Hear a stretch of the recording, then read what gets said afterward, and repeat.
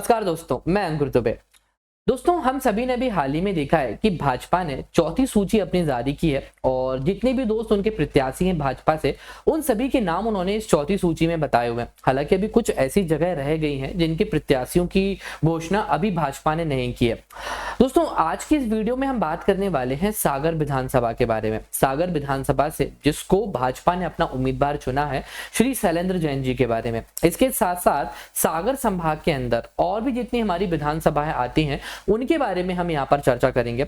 तो दोस्तों, आज का बेसिकली ये जो वीडियो है वो होने वाला है सागर के जो प्रत्याशी हैं भाजपा से शैलेंद्र जैन जी के ऊपर।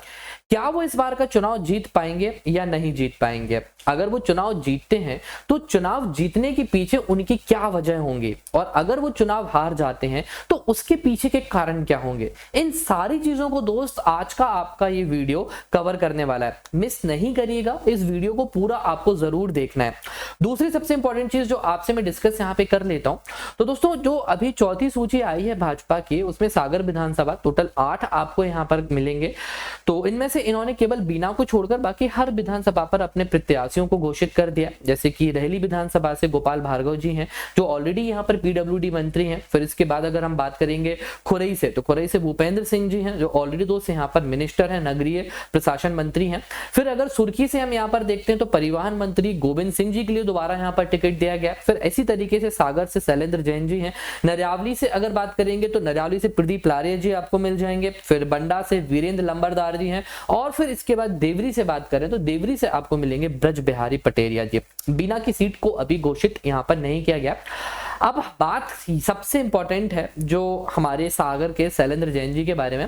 दोस्तों, इसमें से हम कुछ सीट्स को तो जीता हुआ मान सकते हैं, ठीक है। जैसे कि हमने अगर देखें तो सुर्खी की जो सीट है, और इसके अलावा अगर सुर्खी के अलावा अगर हम रेहली की बात करें या फिर खुरई की बात करें तो संभवतः प्राय हम यहाँ पर कयास लगा सकते हैं कि यहाँ पर भाजपा जीत सकती है, क्योंकि खासकर रेहली और खुरई तो ऐसा है कि वो तो 99% चांसेस है कि भाजपा के झोली में ही यहाँ की सीट जाने वाली है।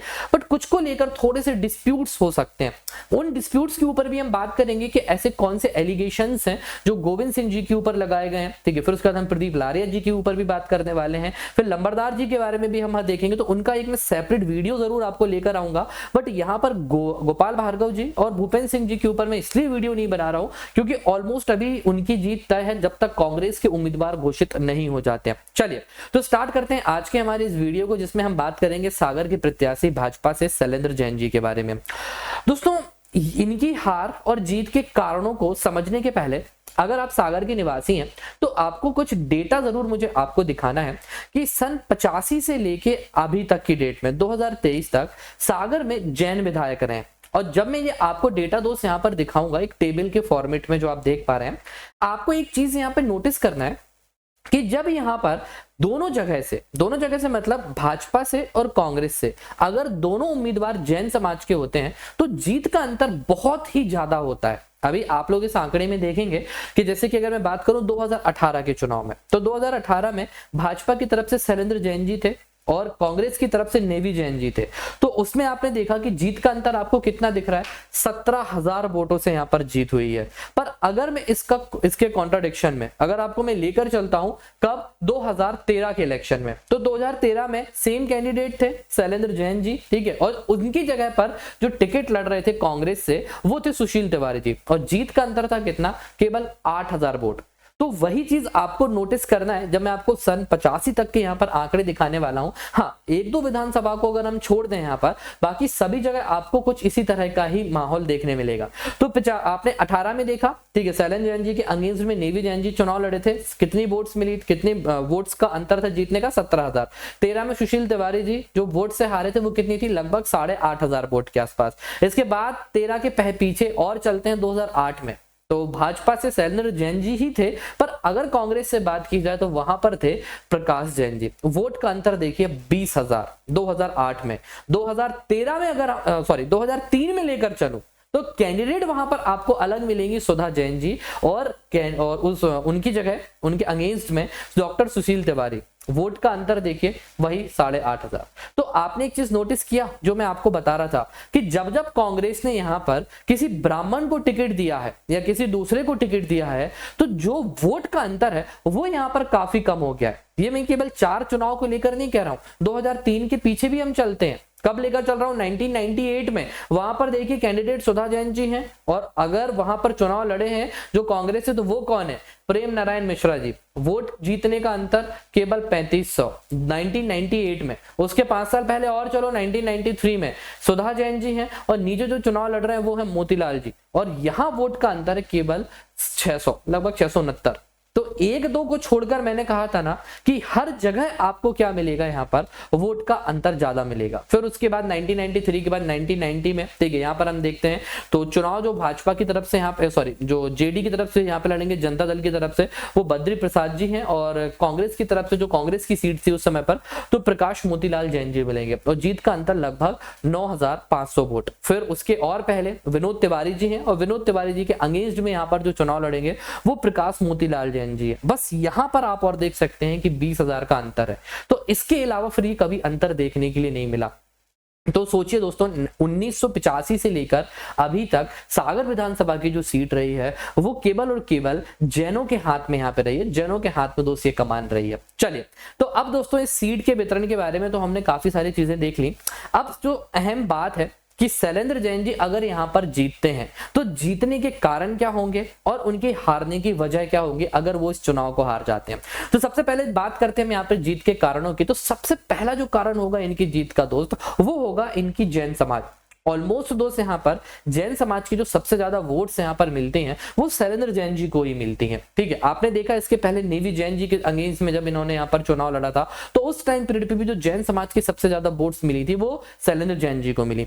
दूसरा सबसे इंपॉर्टेंट फैक्टर है इनकी जीत का वो है इनका एक मिलनसार व्यवहार। दोस्तों हर किसी से दोस्त जब ये मिलते हैं चाहे वो बड़ा हो या बहुत छोटा हो, एक अदब के साथ और एक जो अपनत्व का भाव होता है वो शैलेंद्र जी में दोस्त देखने के लिए मिलता है। किसी से भी मिलते हैं तो कभी ऐसा नहीं लगता कि किसी स्ट्रेंजर या किसी अजनबी से दोस्त यहाँ पर मिल रहे हैं, बड़े प्यार से दोस्त यहाँ पर ये मिलते हैं। तो ये व्यवहार है और ये दोस्त इनको जनता से जोड़ के यहाँ पे रखे हुए हैं।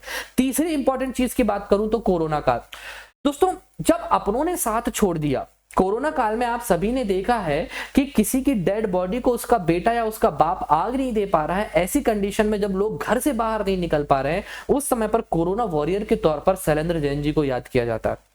इन्होंने जो कोरोना काल के समय जो अपनी सेवाएं दी हैं उसको दोस्त मैं श्योरली बोल सकता हूं सागर और सागर की जनता को आज भी दोस्त यहां पर याद होगा। और अगर चुनाव जीतते हैं वो तो कोरोना काल में जो उन्होंने सागर की जनता के लिए कार्य किए हैं डेफिनेटली दोस्त यहां पर वो एक रीजन हो सकता है। तो कोरोना का पीरियड इनकी जीत के पीछे एक अहम भूमिका निभाने वाला है। फिर उसके बाद अगला बात करें जनसंपर्क। जनसंपर्क जो शैलेंद्र जैन जी का है दोस्त यहाँ पर वो बहुत स्ट्रांग है, बहुत मजबूत है। हर दूसरे तीसरे घर में दोस्त इनकी पहचान है, हर दूसरे तीसरे घर में इनका आना जाना दोस्त यहाँ पे लगा रहता है। चाहे किसी के यहाँ सुख हो या दुख हो इनकी तरफ से, इनके फैमिली मेंबर्स की तरफ से दोस्त डेफिनेटली कोई ना कोई पर्सन दोस्त वहां पर जरूर जाता है। तो जनसंपर्क के लिए देखा जाए तो शैलेंद्र जैन जी का कोई भी तोड़ नहीं है सागर विधानसभा के अंतर्गत। फिर पांचवें फैक्टर की अगर बात करूं तो रोजगार। दोस्तों रोजगार का जो मुद्दा है ना आप इसको दोनों जगह ले सकते हो। दोनों जगह लेने का मतलब क्या होता है कि ये इनकी जीत की वजह भी बन सकती है और हार का कारण भी बन सकता है। जीत की वजह कैसे बन सकती है, क्योंकि दोस्त इनके द्वारा रोजगार जरूर दोस्त यहाँ पर मुहैया कराया गया है। तो जो भी केंद्र की योजनाएं रही हैं, राज्य की योजनाएं रही हैं, उनका क्रियान्वयन बहुत अच्छी तरीके से सागर जिले के अंतर्गत किया गया है और रोजगार के साधन भी उपलब्ध यहाँ पर कराए गए। तो एक ये जीत का कारण हो सकता है दोस्त रोजगार। फिर कटरा मस्जिद।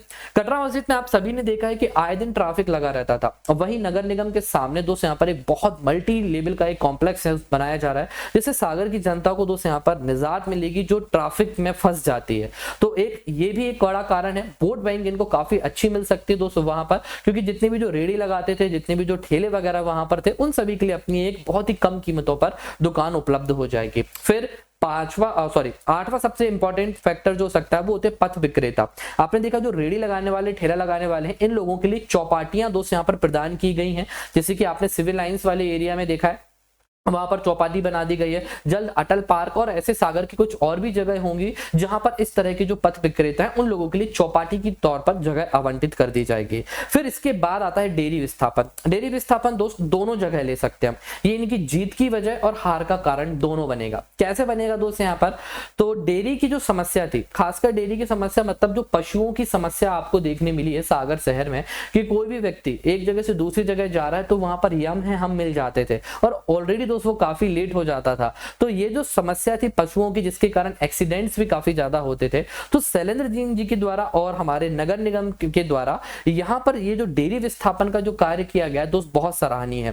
पर इसकी भी कुछ लोगों ने निंदा यहाँ पर की है, तो समाज का एक वर्ग इस चीज को सही भी नहीं मानता है। तो ये कुछ मैंने आपको यहाँ पर मुख्य रूप से वजह बताई थी शैलेंद्र जैन जी के जीत के कारणों की।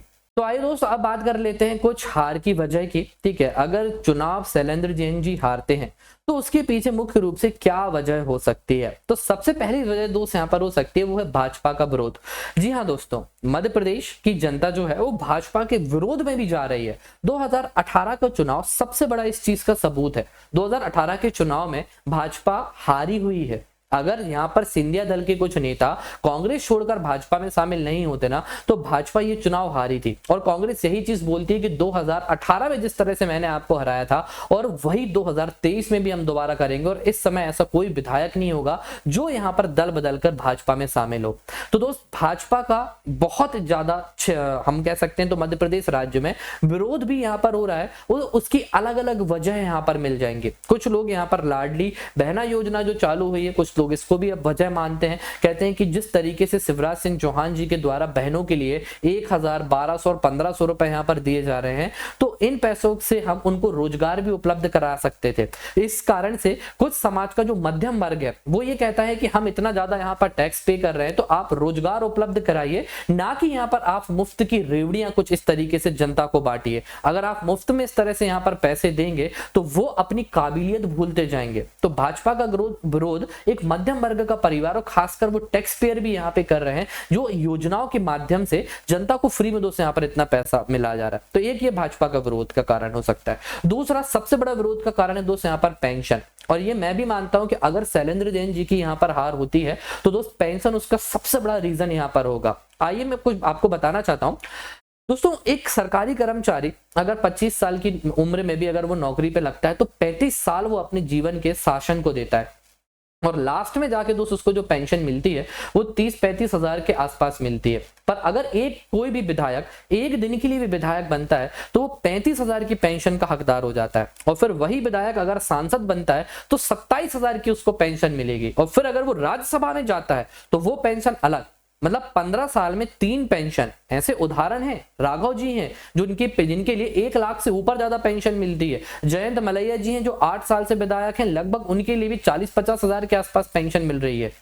मैं आपसे पूछना चाहता हूं, आप मुझे कोई एक ऐसा विधायक बता दीजिए पूरे सागर विधानसभा के बारे में, सागर विधानसभा नहीं पूरे मध्य प्रदेश की विधानसभा की बात कर रहा हूं, 230 विधायक में जो एक गरीब तबके का है, जो बीपीएल परिवार का है, या ऐसा है जिसके पास करोड़ों की संपत्ति ना हो। हर एक विधायक 230 विधायकों में करोड़ों का, 100 करोड़, 500 करोड़, 1000 करोड़ का आसामी है, और उसके बाद भी 30 हजार की पेंशन आपको चाहिए। केवल एक विधायक को छोड़कर पूरे के पूरे 229 विधायक ऐसे हैं जो आज भी मध्य प्रदेश शासन से पेंशन ले रहे हैं, और हर महीने, ठीक है, अगर मैं आपसे बोलूं हर महीने तो सरकार का करोड़ों रुपए इनकी पेंशन में खर्च होता है। एक आरटीआई के माध्यम से पता क्या है, उसमें बताया गया है कि मध्य प्रदेश सरकार के द्वारा 450 से ज्यादा ऐसे विधायक हैं जिनको 35 हजार और इससे ज्यादा पेंशन दी जा रही है, जिसमें शासन का 50 करोड़ रुपए से ज्यादा खर्च होता है। तो दोस्त आप अपनी पेंशन क्यों नहीं छोड़ देते? तो एक अगर जो रीजन होगा वो पेंशन होगा, क्योंकि एक सरकारी कर्मचारी जो 35 साल की सेवा करने के बाद जो पेंशन का हकदारी होता है वो तो आप एक दिन में हो गए। और अगर मान के चलिए सागर विधानसभा में 5000 सरकारी कर्मचारी हैं, तो 5000 को अगर हम उनकी वाइफ के साथ और बच्चों के साथ जोड़ दें तो लगभग 15000 हो जाते हैं। और अगर यही 15000 व्यक्तियों ने अगर शैलेंद्र जैन जी के लिए वोट नहीं दी ना, तो मार्जिन हो जाएगा 30,000 का, और आप यहां पर चुनाव हार जाएंगे। तो सबसे बड़ा रीजन दोस्त यहाँ पर एक पेंशन।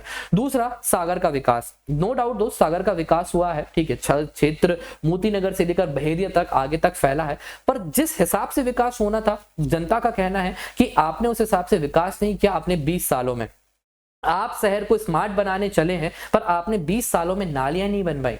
आज भी सागर शहर का ऐसा बहुत बड़ा हिस्सा है जो यहाँ पर जलमग्न हो जाता है बारिश में। चाहे मैं अगर आपके शहर के मुख्य बाजार की बात करूं कटरा की, या फिर मैं जिस वार्ड में रहता हूं रविशंकर वार्ड, उसका मोती नगर वाला हिस्सा, जो कि दोस्त यहाँ पर हर बरसात में बिल्कुल दोस्त यहाँ पर नालियां ओवरफ्लो हो जाती हैं और वहां पर रहने वाले लोगों का दोस्त यहाँ पर जीना दूभर हो जाता है, या फिर दोस्त वहां पर काफी बीमारियां होती हैं। ऐसा केवल मेरे वार्ड नहीं, सागर शहर के और भी ऐसे वार्ड है जहां पर यह समस्या है। तो एक चीज तो ये कि आप पहले नालियों का तो विकास 20 साल में कर नहीं पाए, अब आप शहर को स्मार्ट यहां पर बनाएंगे, ऐसा जनता का कहना है सागर के विकास को लेकर। तो ये इनके दोस्त एक हार का कारण बनेगा। फिर अगली बात करूं अगर मैं, तो जातिवाद। जातिवाद से मतलब दोस्त यहाँ पर किसी की मैं हिंदू मुस्लिम सिख ईसाई वाली बात नहीं कर रहा हूं। जातिवाद का मतलब ये है कि लोगों ने एक ऐसी धारणा बना के अभी रखी हुई है कि पिछले 85 साल मतलब 1985 से, ठीक है, लगभग 35 साल से कंटिन्यू हम एक जैन विधायक को देखते हुए आ रहे हैं, पर अब हमें एक दूसरे वर्ग का विधायक यहाँ पे चाहिए।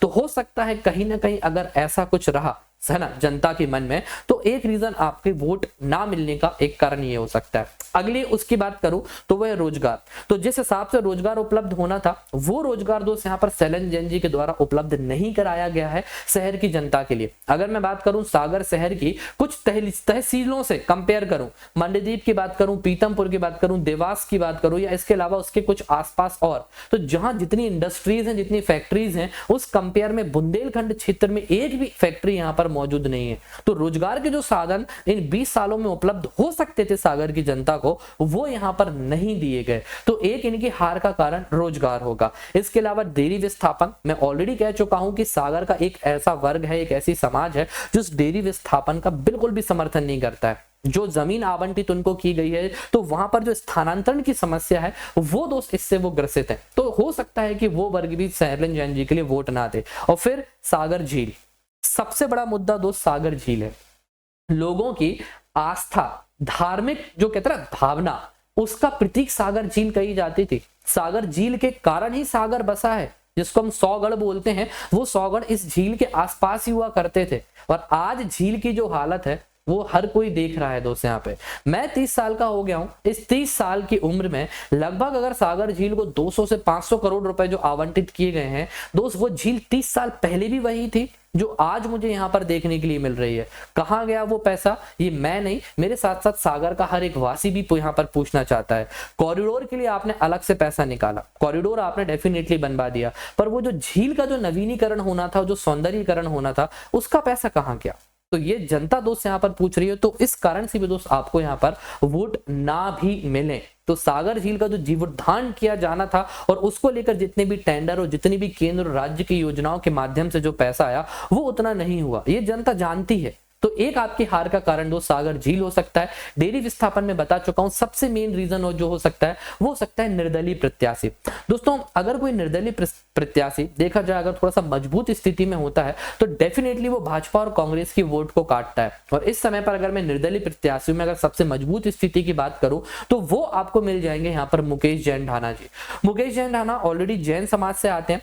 अगर मैं आपको एक उदाहरण के तौर पे बोलूं कि सागर समाज में अगर, ठीक है, पूरे के पूरे सागर में अगर जैन समाज की 30,000 वोट हैं, तो मुकेश जैन ढाना जी की कम से कम 10,000 वोट के ऊपर तो पकड़ होगी ही ना। अगर 20,000 वोट पहले से ही मौजूद यहाँ पर विधायक जी और शैलेंद्र जैन जी को वोट करते हैं, तो कम से कम 10,000 वोट उनकी छवि के कारण, जो कि एक समाज सेवी की छवि रही है, तो 10,000 वोट्स भी अगर उनको यहाँ पर मिलती हैं, तो आप 20,000 वोट से यहाँ पर पीछे हो जाएंगे, जो कि आपकी जीत का एक लगभग जो मार्जिन यही रहा है 17,000 वोट, 18,000 वोट का। तो वो वोट जब आपको नहीं मिलेंगे तो आप यहाँ पर चुनाव हार जाएंगे। तो ये कुछ ऐसी जो हार की वजह थी, जो शैलेंद्र जैन जी यहाँ पर चुनाव हार सकते हैं। उम्मीद है दोस्त आपको वीडियो बहुत अच्छा लगा होगा, और कमेंट करके जरूर बताइएगा अगर आपकी नजर में इसके अलावा कोई और ऐसी उनकी हार की वजह हो या जीत का उनका कारण हो। बाकी चैनल को सब्सक्राइब आपको जरूर करना है। इस तरह के और भी इंफॉर्मेटिव वीडियोस अब मैं आपको और भी अलग अलग विधानसभा के लेकर आने वाला हूं, तो सब्सक्राइब जरूर कर लीजिएगा। Thank you very much.